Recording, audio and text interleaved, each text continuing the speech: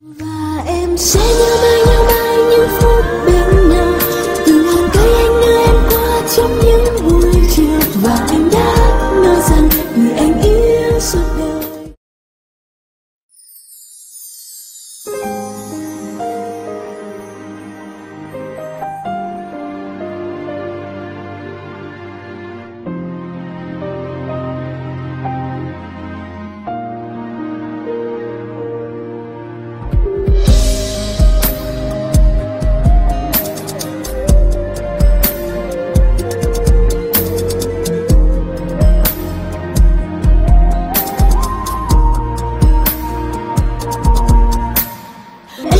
Chờ anh đợi anh ở bên khung cửa, mưa nhẹ rơi bên thềm.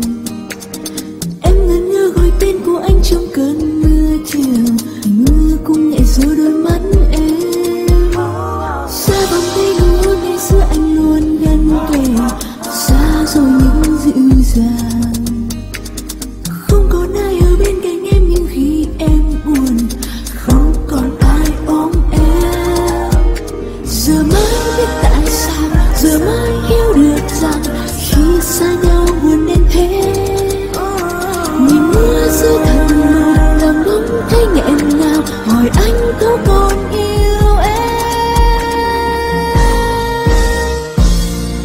Và em sẽ nhớ mãi những phút bên nhau, từ hàng cây anh đưa em qua trong những buổi chiều, và anh đã nói rằng người anh yêu suốt đời chỉ em mỗi em mà thôi.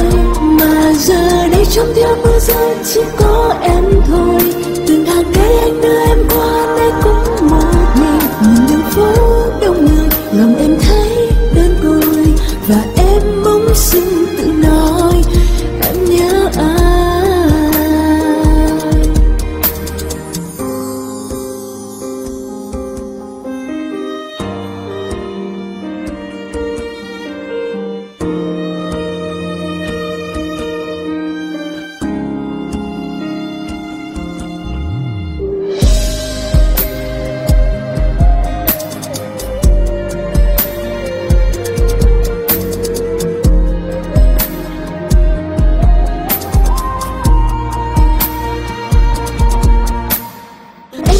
Chờ anh đợi anh ở bên khung cửa, mưa nhẹ rơi bên thềm.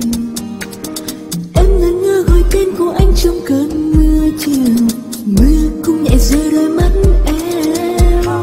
Xa vòng tay nụ hôn ngày xưa anh luôn gần kề, xa rồi những dịu dàng. Không còn ai ở bên cạnh em nhưng khi em buồn, không còn ai ôm em. Giờ mới biết tại sao, giờ mới hiểu được rằng khi xa nhau buồn đến thế. Nhìn mưa rơi thật mờ, lòng bỗng thấy nghẹn ngào, hỏi anh có còn yêu em. Và em sẽ nhớ mãi những phút bên nhau, từ hàng cây anh đưa em qua trong những buổi chiều, và anh đã nói rằng người anh yêu suốt đời chỉ em mỗi em mà thôi. Mà giờ đây trong theo mưa rơi chỉ